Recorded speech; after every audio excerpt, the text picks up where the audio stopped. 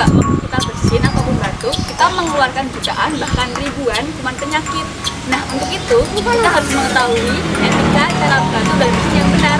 Nah, untuk mengetahuinya, yuk kita tonton videonya.